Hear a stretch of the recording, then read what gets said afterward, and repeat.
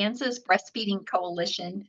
Thank you, Amy. emPOWER Talk. So welcome. I'm Brenda Bandy, Executive Director of the Kansas Breastfeeding Coalition, and we welcome you to the August emPOWER Talk. Our emPOWER Talk series, we have 4 of these a year, and it's an opportunity to dive deep into a topic of interest to our members and to breastfeeding families. So our past series, we've covered topics such as fatherhood and breastfeeding. Last month, we covered the return to work and navigating that.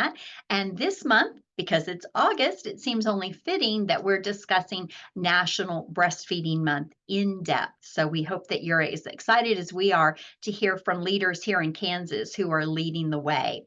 So first, we want to make sure that we know who is in the room. And this is also an opportunity for you to connect with others as well. So please feel free to introduce yourself. We encourage you to introduce yourself in the chat with your name and your city so that we can begin to see who's here.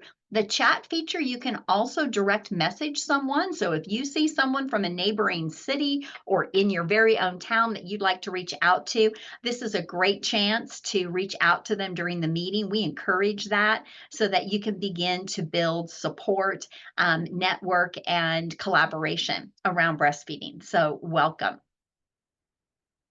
Our first order of business is very exciting. Every August, we have the opportunity to award scholarships and educational grants to individuals in our state. And it's my pleasure at this time to turn it over to Joyea Marshall-Crowley, who is our new program manager for the Becoming program. And if you're not familiar with that, perhaps Micah can drop the link into the chat so you can learn more about what that is. Or Joy, perhaps you can tell us. And Joy, are you with us? Yeah. Yes. Can you hear me? Yes, okay. We can hear you and see you.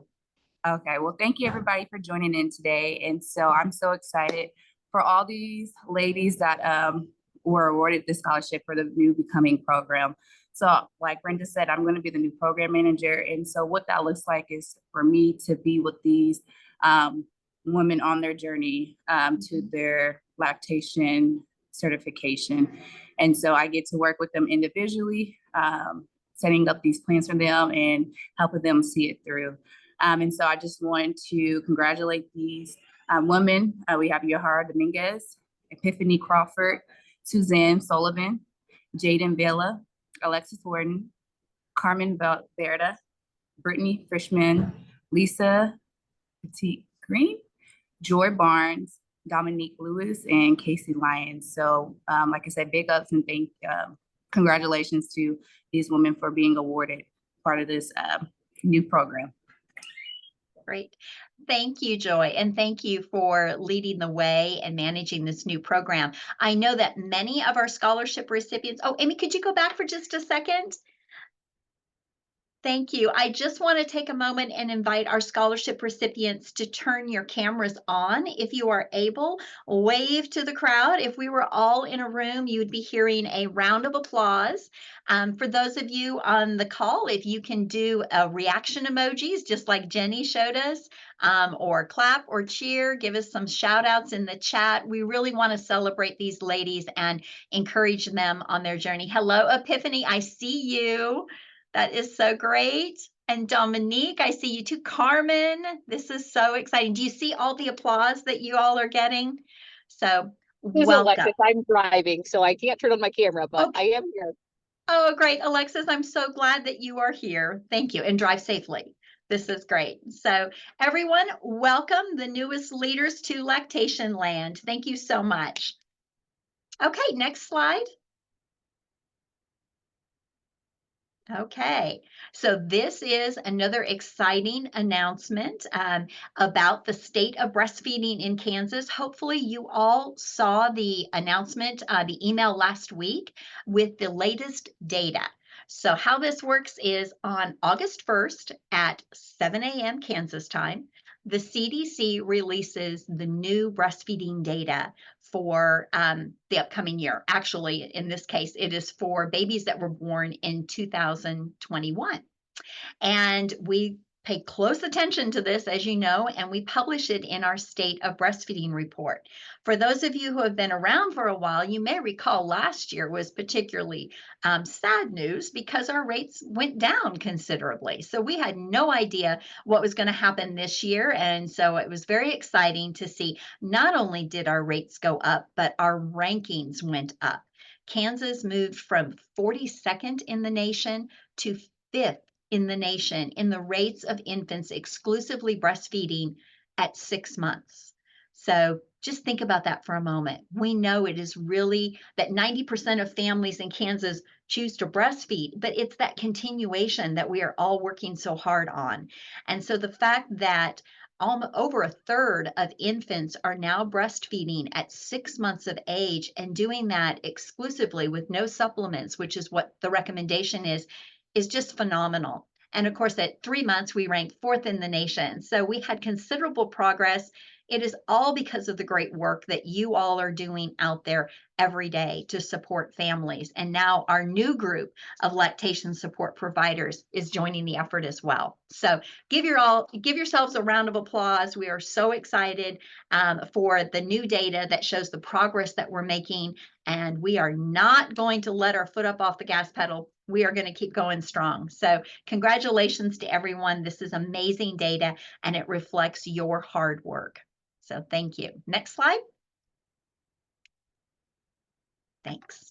So this is Kansas Breastfeeding Month. You may think, wait a minute, this is National Breastfeeding Month. Well, it is. It is all of that. And it is Kansas Breastfeeding Month because the governor, Laura Kelly, proclaimed on July 29th that August is Kansas Breastfeeding Month. So you see here in the photo, the proclamation signing ceremony, and all of our many partners, some that are on the call today are in that photo. We see you, Trini, and we have Amy and Stephanne, and I apologize if there are others that I'm not seeing on all of my screen, but it was a great group and the governor continues to be supportive of breastfeeding. She always talks about the lactation room that's in the state capitol. There was a ribbon cutting for that a few years back, and she remembers that and asks about that room every time we get together. So if you happen to be in the Capitol building, check out the lactation room. It's on the first floor. I think it's room on the north side, room 128 or 129. So we are excited for her support and that August is Kansas Breastfeeding Month. Next slide. It is also, whoops, I was just going to go back. Thank you. But you have these on a well-oiled machine here, Amy. They're just flying. That is great. Actually, Amy made all the slides, so thank you. If you're enjoying the graphics today, you can thank Amy. So it is National Breastfeeding Month. And for some of you who may be new to the field, you may think about World Breastfeeding Week. And yes, there is World Breastfeeding Week. World Breastfeeding Week has been around for a long time. I'm going to guess 30 plus years. And it is a global celebration of breastfeeding that is the first week of August of every month. But here in the United States, the U.S. Breastfeeding Committee in 2011 passed a proclamation proclaiming August National Breastfeeding Month to give us the opportunity to celebrate breastfeeding for the entire month. And you're about to hear about weekly celebrations that are going on in August and now into early September as well. So National Breastfeeding Month is an extension of World Breastfeeding Week. I know many of you with WIC also celebrate National WIC Breastfeeding Week in the first week of August. So you probably just wrapped up some of your celebrations. I saw some of your celebrations last week when I was out and about on the road trip. So I know that you all were doing great work in that first week of August. Just a quick check in the chat. Put in the chat if you did a celebration last week or anytime this week for any of the breastfeeding weeks that are coming up. Okay, you're ahead of me. Look at that. Kate Clark is sharing what Johnson County did. So if you have a link to something that you can share like Kate did, drop it in the chat. I think it is amazing to hear the scope of celebrations that went on last week. And we are about to hear about the celebrations that are going to be going on throughout the month as well. So next slide, keep dropping them in the chat, all the celebrations that you all did. This is exciting. Okay, so our first leader that is going to be speaking today is Stephanne Rupnicki. Stephanne, there you are. Stephanne is the chair-elect of the Kansas Board of Directors. Many of you may recognize her from past conferences and events. She also serves on the U.S. Breastfeeding Committee Board of Directors and is a founding member of the Kansas Indigenous Birth Worker Collective and the Prairie Band Potawatomi Nation Breastfeeding Coalition. Her list of organizations she's been a part of or has started is very long. And so, Stephanne, we are so excited to have you with us. I know you told me earlier that this Indigenous Milk Medicine Week is having activities as we speak. So tell us what's happening. Right now, we are doing a session on peri-mood disorders. Oh. And then we have something about fracking. Next, there's at least 2 Zoom sessions every day. There was 2 Thursday, 2 today, 2 Saturday, Sunday, Monday, and Tuesday. Wow. Yes. That's a lot of events and programming to go around. So tell us a bit about the history of this Indigenous Milk Medicine Week and why is it necessary? Okay, well, the Indigenous Milk Medicine Collective was established in 2019, and it's to celebrate and promote the diversity of Native breastfeeding and lactation experiences. And the week also aims to acknowledge the challenges that Native and Indigenous milk medicine carriers and their families face. So, and like you had mentioned, the week is celebrated annually from August 8th to the 14th. And I see that Micah has dropped the link into the chat for all of the events that are going on. Are there particular events, Stephanne, that you're participating in and that you're excited about? Well, I just completed the 5K virtual today. I did that this morning, early in the morning. That was one I always look forward to doing. And then they have every morning they do a morning sunrise ceremony where somebody from each location has an offering and a prayer and just welcoming the day. I also look forward to those. And then also just getting to see my Indigi sisters, my lactation sisters throughout Turtle Island. And then also getting to see Cammie Goldhammer and Kimberly Morsalis, which they're my mentors. And so I love getting just to see everybody. That is in community. It sounds like it's a great opportunity to gather in community. And I don't think a lot of people on this call know that you actually hosted the Indigenous Lactation Counselor training here in Kansas. Was it last fall, I think? Yes, October is when we had it.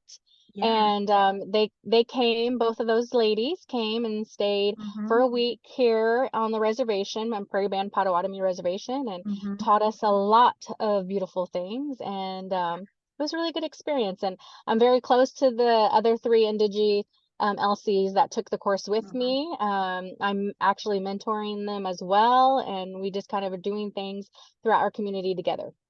That is so exciting, Stephanne. You are a true leader in building your community's capacity, and you're building up other leaders to do the work that you're doing. And you remind me that Indigenous families are across our state. They're not just on the reservations in Northwest Kansas. You're telling me about people you support that sometimes they've even moved outside the state that have their roots in Kansas as well. So your work is all over. Yes, it is. That is great. Well, thank you for your work and your leadership. And we appreciate you giving us a glimpse into the Indigenous Milk Medicine Week. It sounds very important. And I'm going to check out the activities. It would be a wonderful way to start the day every day.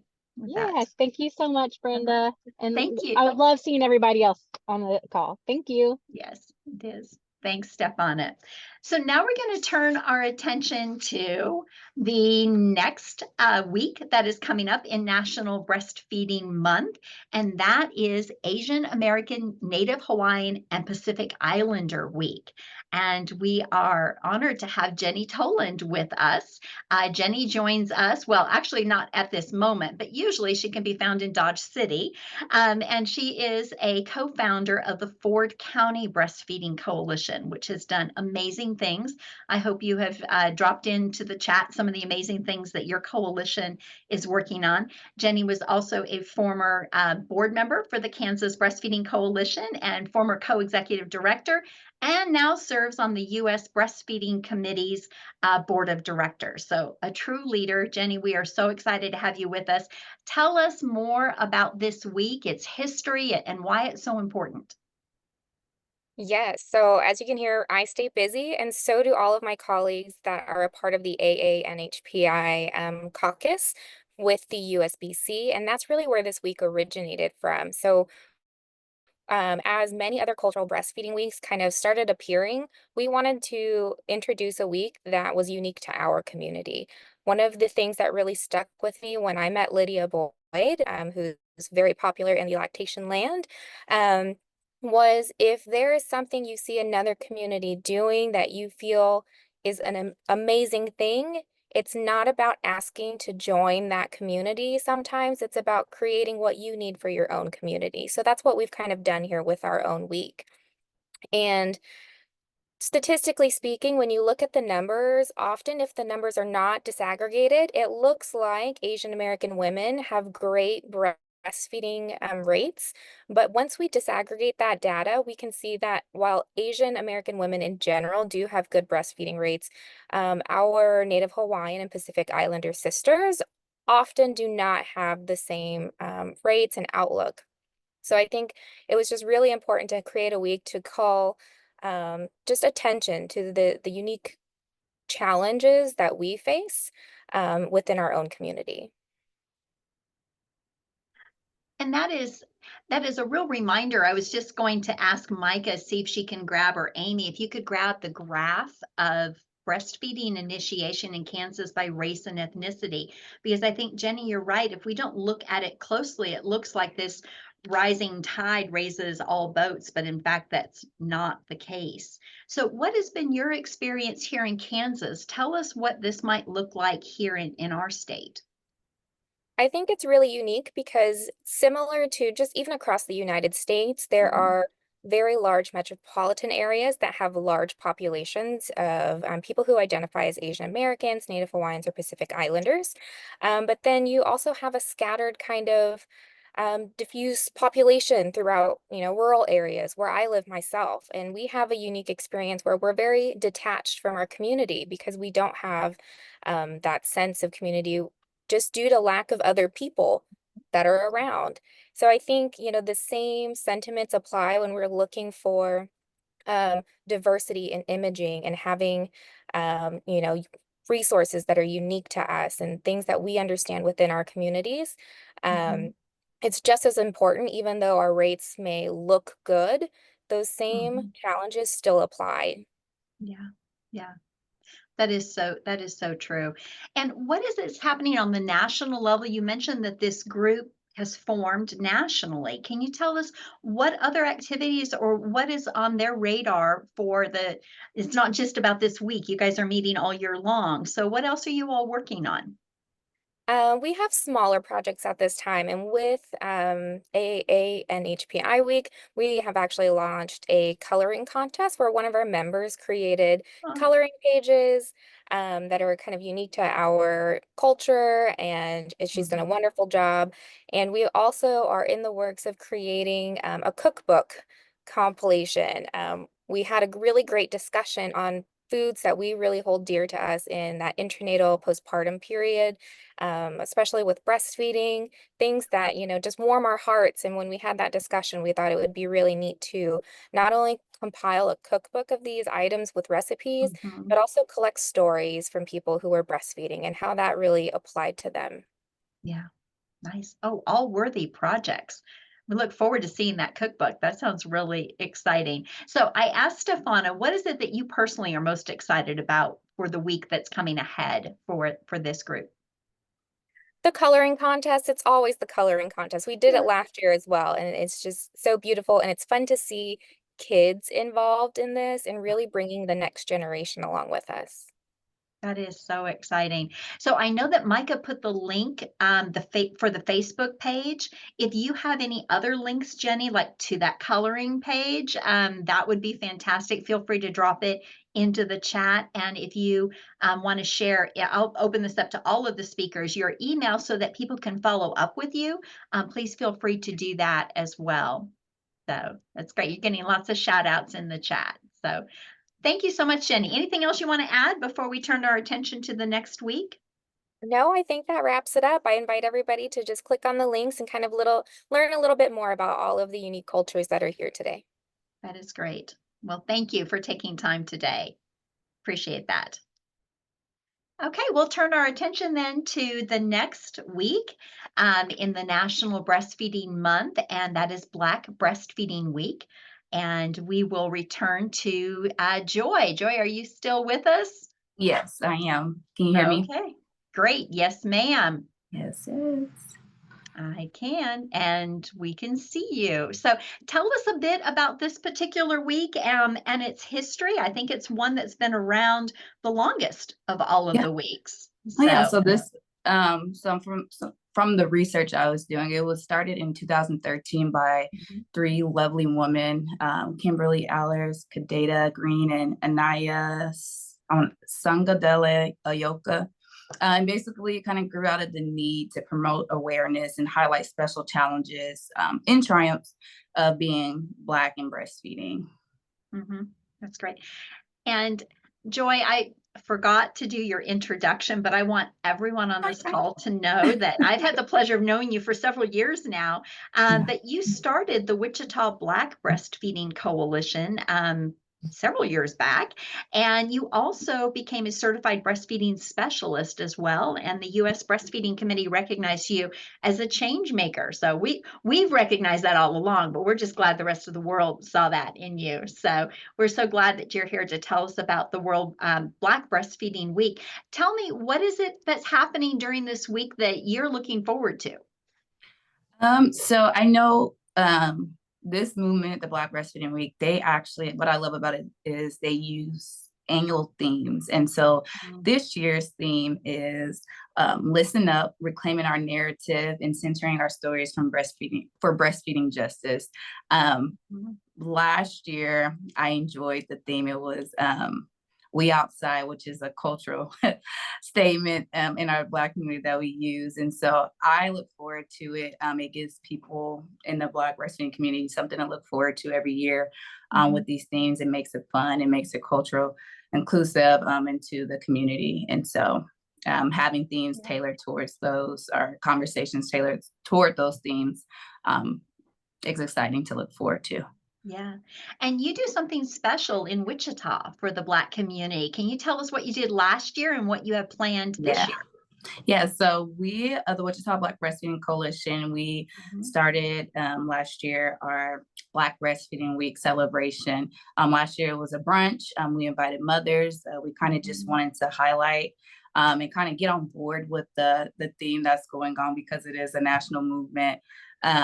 And we had a great turnout. Mothers came out. It was beautiful. We were celebrating. And it was really just kind of not so much like of a conference and just throwing information. It was like, come, let's celebrate you for your journey, whether you're actively breastfeeding, whether you've already ended it, or whether you're, your babies are grown and you're a grandmother. Anybody that has taken that journey of breastfeeding, we want to celebrate them in that space. And so because it was such a hit, we are actually just open up tickets for our second annual one, which we will have August 31st. And so I'm excited about that, our second annual celebration. That is awesome. Joy, you throw the most amazing events. Oh my gosh. Thank you. You know how to do it. If anybody has the opportunity to go to an event that Joy plans, you don't want to miss it. The pictures I saw of that brunch last year, Joy, it was beautiful. And Thank you. everybody there just looked like it was a brunch that seemed relaxing and a chance, like you said, to really just be in community with each other and celebrate being Black breastfeeding parents. Yes, yes. And that was the gist of it. We want to we know because Wichita Black Breastfeeding Coalition, our latch legacy was kind of to just like, hey, Black women do breastfeed. And so how great is it to see Black breastfeeding women in your community and create that community support and that motherhood and group. And now you have these mothers who have met them last year are looking forward to it this year. And so hopefully we bring in more people that have come and so yes. That's great. And I would imagine that you would welcome people traveling in from outside of Wichita too. If people wanted to come from other communities, I know you're there in North Carolina with Miss Abriana. Maybe Abriana wants to come and celebrate your beautiful brunch as well. That would be fantastic. And you're doing exactly what Stephanne mentioned earlier, building community, building leadership, identifying other moms that want to step into that next role. I know that several of the people that received scholarships that you announced, and you know that they're serving families already. So yes, that is fantastic. And Joy, they're already in the chat making connections that you did the gala last year for us. Yes. So if you enjoyed it, appreciate you guys because it was I enjoyed doing it, and so I'm enjoying. So if you're coming to the conference this year, again, round 2. That's right. It's going to be the 80s prom. So we're going to be stretching all of Joy's neon vibes for this. There we go. Well, Joy, thank you so much for telling us about the Black Breastfeeding Week celebration and your work in Wichita to elevate Black breastfeeding families. And if you get a chance, or maybe somebody else can drop into the link that video for Latched Legacy. I think that cannot be shown enough, talking about how breastfeeding families, Black breastfeeding families do breastfeed. Maybe you could have like people sign, like you're going to have all those stars there at your brunch, and they all were a part of that video. Yeah. I just think it's amazing to actually get to meet them. So that's exciting. Well, thank you again for having me. So yeah, thanks so much, Joy. Thanks Bye. for representing Kansas and North Carolina at the conference, uplifting Black and brown lactation, right? Yep. All right. Amazing. All right. Thanks, Joy, for joining. I know you got to get back to the conference. Bye. Bye. All right. Next up, we have Trini Murguia, and she is with the U.S. Department of Labor Wage and Hour Division. Trini, are you with us? I am. Can you hear me okay? Awesome. Yes, ma'am. And I think Amy's going to spotlight you as well. Perfect. And so everyone can hear what you have to say. You are the Community Outreach and Resource Planning Specialist for the Wage and Hours Kansas City District. And I had the pleasure of spending time with you in Wichita last week on the road trip. And I heard a lot more about what your office is doing to support families returning to work. And now I just learned there's a whole week devoted to this. So tell us more about the week and a little bit of its history, and then how your the Wage and Hour Division is supporting this. Yeah, so there is a National Workplace Lactation Week. It is September 1st to the 7th. Every year is a celebration. And as you mentioned, I work for a federal Department of Labor Wage and Hour Division. And so we are the actual enforcement agency for the providing urgent maternal protections, which we refer to as the PUMP Act. And so we're the enforcement agency. And what does that mean is most of you probably know about the PUMP Act, but for those that don't really know the specifics about it, it allows nursing parents to be granted break time to express breast milk for their nursing child up to 1 year after the birth of that child. So along with that comes, a place that is not a bathroom to be able to express milk, along with, free and clear from intrusion from coworkers, things like that. So we are the actual enforcement agency. So if you ever have any issues or come across something that you don't know if that's right or wrong, please give us a call. It's really important. And just recently in December 29, 2022, an amendment was made. So it extended the protection to even more nursing parents, which is fantastic. Before it was just for hourly employees, and now it's for hourly and salaried employees. Mm-hmm. So exciting. So I understand from talking with you that your office is getting a flurry of calls about this. Can you share with us, how does this actually work? Because I know I continue to get emails from many of the KBC members, and they're advocating for families. What would you suggest they do, and what does it look like when they do reach out to your office? Yeah, so we conduct investigations of different businesses across the state of Kansas. And so what that looks like is anyone can call us. We have a phone number, 913-551-5721, that you can call anytime from 8 a.m. to 4 p.m. And if you have questions or you're not sure, that is a great phone number to keep. And just ask those questions. If you feel like there is a violation, then you can file a complaint with us in that moment. And so we know how time sensitive these type of situations could be. And so we make it a priority as best as we can with the resources that we have to get out there as quickly as we can, or to make contact with that employer to make sure they're in compliance with the PUMP Act. So yes, we are getting phone calls every single day. You can also go to our website and file a complaint online. We have a lot of great resources on our website as well that you can locate there. And I'll drop everything in the chat so you have that information. That sounds great. And I acknowledge you were with us at our last emPOWER Talk, and you shared a lot of these resources as well. And that emPOWER Talk has been archived on our website. So people who want to hear more from Trini and get more of those resources, I encourage you to listen to the emPOWER Talk where you were talking about that. I think it's exciting that there is a week devoted to this. And I think for Susan and I, this is new news. How do you feel about having a week devoted to workplace lactation? What do you think is the upside here to this? It's important. Over 57% of women in the U.S. are active in the workplace, in the workforce. And so this gives them the opportunity to continue to work and provide for their family, and also for their child who is just recently born. So the need is there. I just want to really make an emphasis on, please contact us. You have a right, that first year. And so usually we hear from people when it's too late, when they're already having, some issues and they're not able to pump anymore or breastfeed. And we don't want to see that. We want to be able to get in there as quick as we can. Yeah. I've heard you say that in our meetings last week. As a matter of fact, you introduced us to, I think it's Cassie, one of your investigators in Wichita. Yes. Your assistant director came to another meeting, and they were all equally passionate about and encouraging people to reach out. I didn't realize you had investigators in Wichita, and yes.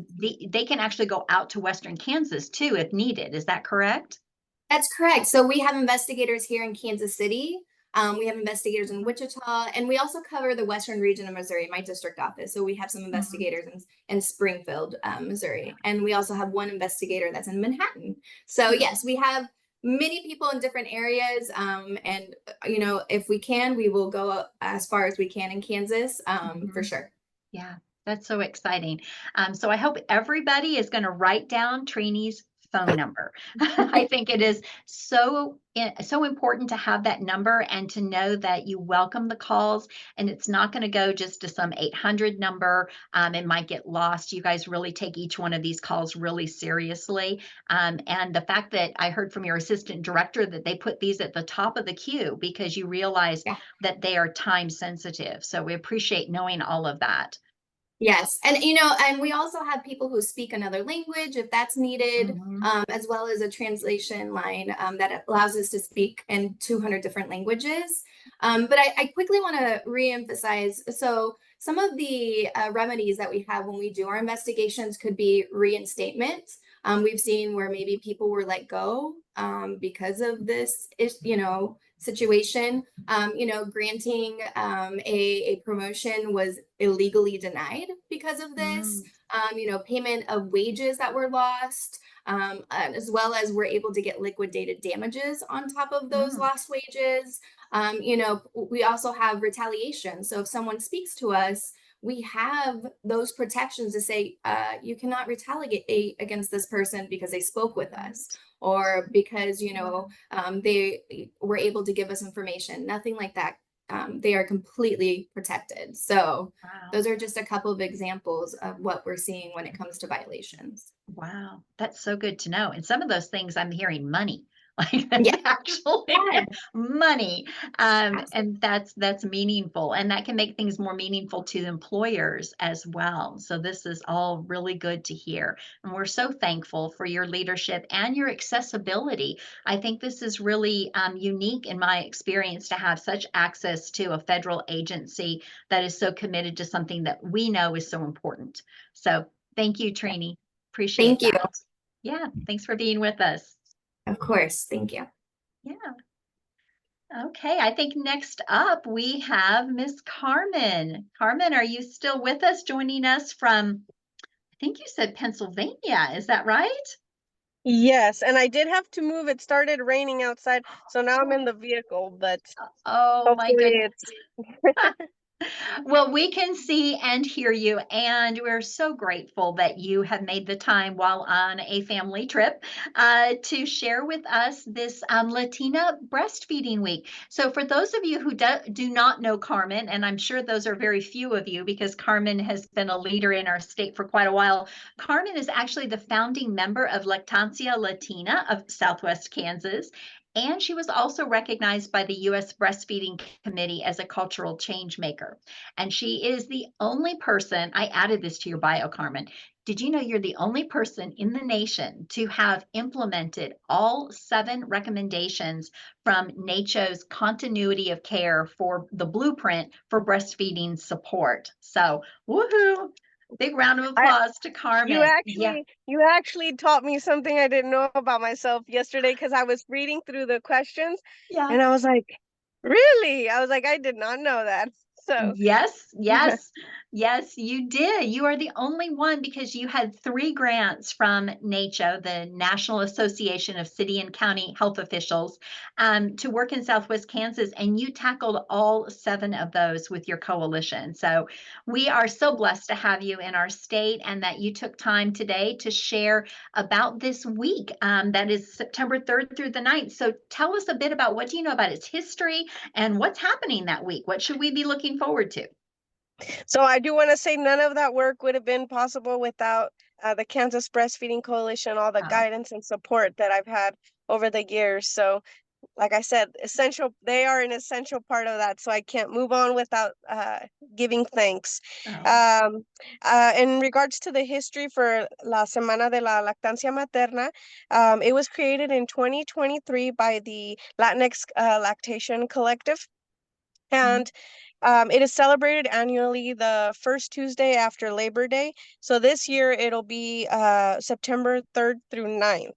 And the theme for 2024 is Reclamando Nuestra Cultura por medio de la lactancia, or reclaiming our culture through lactation. Can I go ahead and move on with Oh, the yes, other yes, info I please have? do. I didn't know. Yeah, Okay, I didn't know if you had something you wanted to ask. So like in any areas, and I'm probably echoing all the other wonderful ladies that were talking, when you designate a time or a celebration for something, you are bringing awareness, and it's reoccurrent. So it's a form of advocating, a form of asserting that, hey, we have these strengths and we have these needs. So I think it's wonderful that one of the things that they really thrived with the Lactation Collective was to not interfere with any of the other celebrations, which I think is a way to show respect, that yes, we want to have our piece, but we're respectful, and I love collaborating. So I think that's been my focus for this year, and and anything that I am able to help, I will help, just so it gains more momentum. In Southwest Kansas, some of the struggles that we have are that we're very rural. So there's 19 counties and they're, spread out. Our resources are limited. And I know like in every other city as well, there's understaffing and issues, things that are going on due to not having enough providers or nurses. And so in our community, they wear many hats, and there's not a whole lot of time for maybe some of the things that we're trying to bring in, but that's our hope, to keep growing, keep holding the trainings in Spanish and English, so that we can educate as many people as we can and point them to the right direction for the support they want and need. Yeah. Um, Oh, Carmen, can I ask you to just describe for a moment to the group? I think many will be surprised about the Spanish language training that you did last year that culminated with that in-person training in February. It's kind of similar to what Stephanne was working on, but having that group of Spanish-speaking women go through the training, and then you all came together in Dodge City. Can you describe what that day was like when you all came together and learned together in Spanish?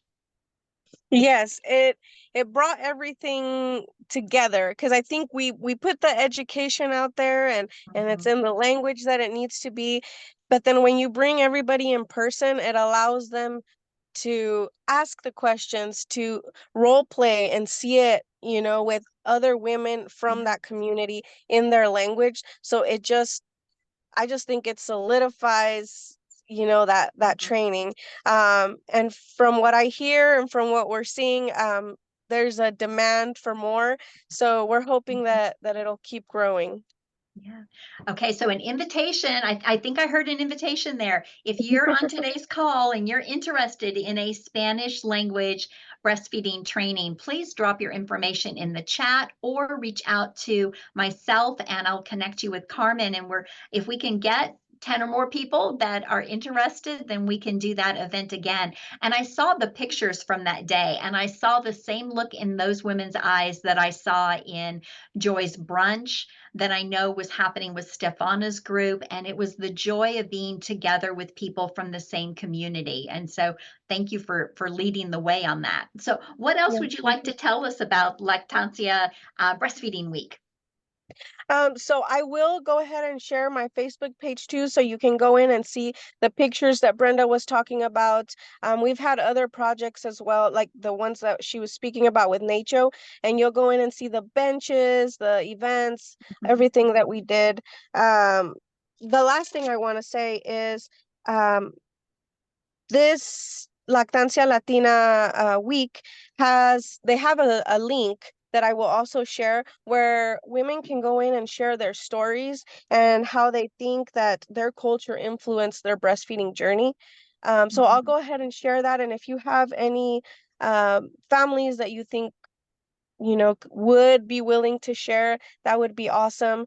And just keep an eye out on the Semana de Lactancia Latina page. I'll share that as well, because they always post up if they have virtual events that everybody can attend.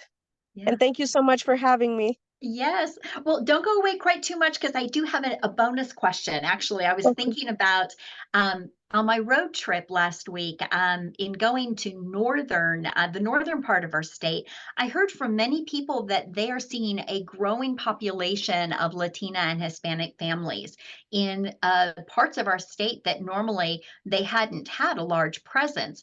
And I know in Southwest Kansas, you all have built a community there for quite some time. What advice might you give to someone who is seeing a growing Latina population in their community who wants to support breastfeeding families, and maybe this is a new population they're working with? Is there any advice that you would give someone? Yes, and it's kind of what the KBC is already doing, right? Finding the champions of those communities, maybe those that work in clinics, or just out in the community, somebody they've already built a relationship with, so they can be that bridge between between both communities. I think that's the essential first step. And then from there, just collecting all of the resources that currently exist, and in the language that they need, which in this case would be Spanish, and just having them ready to go to share with families and with those champions that are going to be bringing in the people or sending the people to resources. Great. Thank you for that tip, Carmen. Actually, 2 tips I heard in there.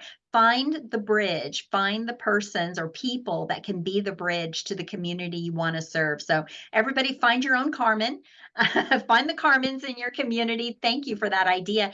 And also in the right language that they need. And I'm excited to share that those of you who have childcare providers who need training in Spanish, that Carmen teaches our class how to support the breastfeeding family in childcare in Spanish a couple of times a year. So we're happy to share information. And Carmen is also going to be teaching Breastfeeding 101 in Spanish.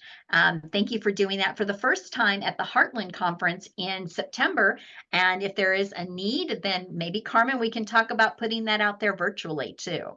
So we're doing what we can to put more information. And thank you for all the translation services that you've just volunteered your time for over the years. We're grateful for that. Thank you all. I appreciate it. Yes. All right. We'll let you get back to your family and the sports and all the things that you're there for. Thank you for taking time. I really appreciate it. And thanks for your leadership. Thank you. Yes. Okay, I think we have some of our speakers have had to step away to get back to the events that they were at, but we have some still on the call. Does anyone have questions for any of our speakers about the weeks that they talked about, or just anything in general that this sparked a question for you?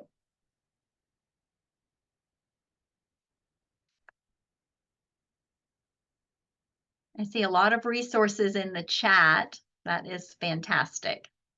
Thank you, Carmen, for dropping those in as well. Okay, a lot of networking going on in the chat. If anyone is like me and didn't know how to save the chat, if you are seeing resources or people's comments that you would like to save, if you go down to the bottom of the chat, you'll see 3 dots. If you hover over it, it says more. And from there, you can, one of the options when you click on more, it'll say save chat, and then it'll be saved on your device. So there's a lot of great wisdom and questions happening in the chat, which is why we're here. So exciting. All right. Well, then we have just a couple more announcements, and this one will be in the archives. All right. So a reminder, you've heard us talk during today's emPOWER Talk about the conference coming up. Hopefully you have seen this information multiple times by now. We're on pace for having a record-breaking crowd. Over 75 people have already registered, which at this point in time is beyond what we normally have in the first part of August. So I think there's a lot of interest in this year's conference topics and speakers. So please use the QR code there. Maybe Amy or Micah can put the URL in the chat so you can grab it there as well. But we have a really fantastic lineup of speakers. And for the first time this year, we're having a pre-conference workshop with Catherine Evans, who is going to be talking with us about anti-racism, what that means, and how to live it in our lives and bring it back to our organizations as well. She's been working with the Kansas Breastfeeding Coalition's board and staff, and I can tell you that she is amazing, and she presents this information in a way that makes it easily accessible and relatable. I've learned a lot. I think our board members would also say the same as well. So if you have the opportunity to join us on the October 16th and spend the afternoon with Catherine Evans, you won't regret it. It will be an amazing afternoon and time well spent. And then we also have our gala, which turns to a completely different vibe, but it is an opportunity to really just be together in a way that's not formal and is fun. There'll be dancing and food. And if you were there last year, you know what I mean. It'll be a great opportunity. Okay, one more announcement, and then we will be done with our emPOWER Talk for August. It is our chance to reveal and announce the candidates for the KBC board for the upcoming year. So you can see there's a QR code to vote. We have 2 candidates running for chair-elect, Kristen Al-Haridi. And if anybody is on the call, if you want to put your camera on so they can associate the name with the face, that's fine. We have Kristen Al-Haridi, who currently serves on the board, and Dylan Robbins from Public Health. For the treasurer, we have Sarah Jolly, who's currently in the treasurer role, and Whitney Winder with the Smith Center Community Hospital. Our members at large, we have 4 members to choose from, and there are 2 seats that are open. So when you go to vote for member at large, you can pick up to 2 candidates for that position. And we are grateful to Amanda Jansen, Martha Hagan, Alex Tyson, and Michaela Navarro for running for those positions. So it's an amazing lineup. It's going to be some tough decisions, tough choices, because they're all amazing candidates. You can read their bios and their answers to the questionnaire that we sent them. Those are linked in the ballot. So we would love to have everyone just go ahead and vote now as you see the slate before you. So thank you all for doing that. And next slide. Thank you for the candidates who were able to come onto camera so everybody can see you. That was nice. So we do want to thank you again, and you have my email address here, and a reminder to please make a donation to the Kansas Breastfeeding Coalition. We don't ask often, but your donations do make a difference, because it allows us to do some of the work that's outside of our projects that we have. And that gives us some flexibility to be able to be responsive to your needs. If you have a great idea, our mini grants are one way that we support you, but we also like to have some funds so that we can say yes to some ideas that you might have or create resources that you need. It's our job as your state breastfeeding coalition to make sure that you have the tools that you need to help families. And with donations, it gives us the flexibility to create those tools for you. And we also want to thank our longtime funders, the Kansas Health Foundation, United Methodist Health Ministry Fund, who specifically funds the scholarships, and also KDHE, Title V, and WIC that are supportive of so much of our work, specifically our conference coming up. So, all right. That was it, everyone. If you have any questions, I'm happy to stay on the call. I really appreciate you all coming. It's so great to see your faces. Thanks for joining. I'll stay around if anybody has questions, but have a great weekend.